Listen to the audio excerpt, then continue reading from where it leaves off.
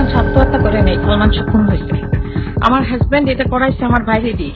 সামিরা দরজা খুলে দেয়, তারপরে ডন, জাভেদ ওরা ঝাঁপিয়ে পড়ে সালমানের উপরে। আমার বন্ধু গো। ঢালিউডের জনপ্রিয় নায়কদের মধ্যে আজও যাকে আলাদা করে চেনা যায় তিনি সালমান শাহ। মাত্র 4 বছরের ক্যারিয়ারে নিজের অভিনয়, স্টাইল আর ব্যক্তিত্ব দিয়ে জয় করেছিলেন কোটি দর্শকদের হৃদয়। আসসালামু আলাইকুম সম্মানিত দর্শক, আজকে আপনাদেরকে দেখাবো এমন একটি গুরুত্বপূর্ণ ভিডিও যে ভিডিওটি দেখলে রীতিমতো অবাক হবেন।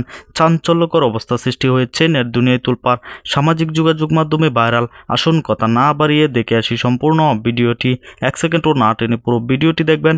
চ্যানেলে নতুন হলে সাবস্ক্রাইব করে রাখবেন পরবর্তী আপডেট পাওয়ার জন্য। ভিডিওতে একটি লাইক করে দেখতে থাকুন সম্পূর্ণ ভিডিওটি। তোমাকে চাই, শুধু তোমাকে চাই। 1996 সালের 6 সেপ্টেম্বর মাত্র 25 বছর বয়সে না ফেরার দেশে পাড়ি জমান এই মহানায়ক। তার অপ্রত্যাশিত বিদায়ে স্তব্ধ হয় পুরো জাতি। প্রায় 3 দশক পরও সালমান শাহ আজও বেঁচে আছেন দর্শকদের হৃদয়ে। তবে তার মৃত্যুর রহস্য ঘিরে এবার বেরিয়ে এলো চাঞ্চল্যকর সব তথ্য। সালমান আত্মহত্যা করে নেই, সালমান খুন হয়েছে।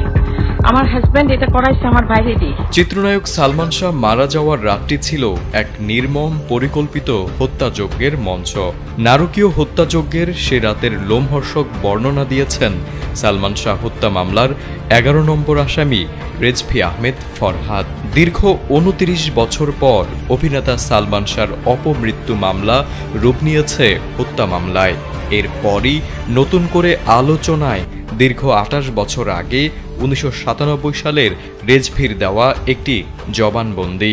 সামিরা দরজা খুলে দেয়, তারপরে ডন, জাভেদ ওরা ঝাঁপিয়ে পড়ে সালমানের উপরে। ওই জবানবন্দিতে রেজভি সালমান শাহ হত্যার দায় স্বীকার করে বলেন, আমরা সালমান শাহকে হত্যা করেছি। হত্যার ঘটনাকে আত্মহত্যা বলে সাজানো হয়েছে। এই হত্যাকাণ্ডে সামিরা ও তার পরিবার সহ অনেকে জড়িত। 1997 সালের 164 ধারায় জবানবন্দিতে রেজভি জানান, সালমান শাহর মৃত্যু ছিল 12 লাখ টাকার এক হত্যার চুক্তি।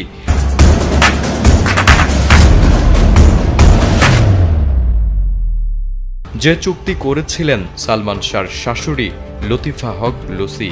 এ হত্যা চুক্তিতে আরও ছিলেন বাংলা সিনেমার খলনায়ক ডন, ডেভিড, ফারুক ও জাবেদ। তুমি ছাড়া ভালো লাগে না।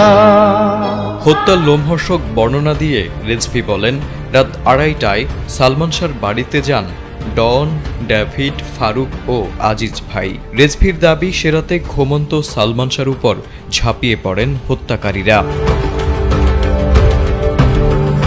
নারকীয় সেই হত্যাযজ্ঞে উপস্থিত ছিলেন সামিরা, সামিরার মা লুসি ও আত্মীয়া রুবি। প্রথমে ঘুমন্ত সালমানকে বেহুশ করেন স্ত্রী সামিরা। কিছুক্ষণ পর সালমান শাহর জ্ঞান ফিরলে সবার শুরু হয় ধস্তাধস্তি। এ সময় সালমান শাহর শরীরে ইনজেকশন পুশ করতে বলেন আজিজ ভাই। অতঃপর সালমানকে হত্যা করে সিলিং ফ্যানে ঝুলিয়ে দেওয়া হয় তার লাশ। পরদিন সকালে ঝুলন্ত অবস্থায় পাওয়া যায় সালমান শাহর নিথর দেহ। আর এভাবেই সাজানো হয় আত্মহত্যার গল্প। সম্মানিত দর্শক, সম্পূর্ণ ভিডিওটি দেখলেন, অবশ্যই বুঝতে পেরেছেন ভিডিওটি গুরুত্বপূর্ণ ছিল। দর্শক, এই ভিডিওতে যে তথ্যগুলো পেয়েছেন এ বিষয়ে আপনাদের মূল্যবান মতামত অবশ্যই কমেন্টে জানাবেন এবং পরবর্তী আপডেট ভিডিওগুলো সবার আগে পেতে চ্যানেলটিকে এখনই সাবস্ক্রাইব করে রাখুন। এই মুহূর্তে বিদায় নিচ্ছি, দেখা হবে পরবর্তী কোনো ভিডিওতে। সে পর্যন্ত ভালো থাকুন, সুস্থ থাকুন। আসসালামু আলাইকুম।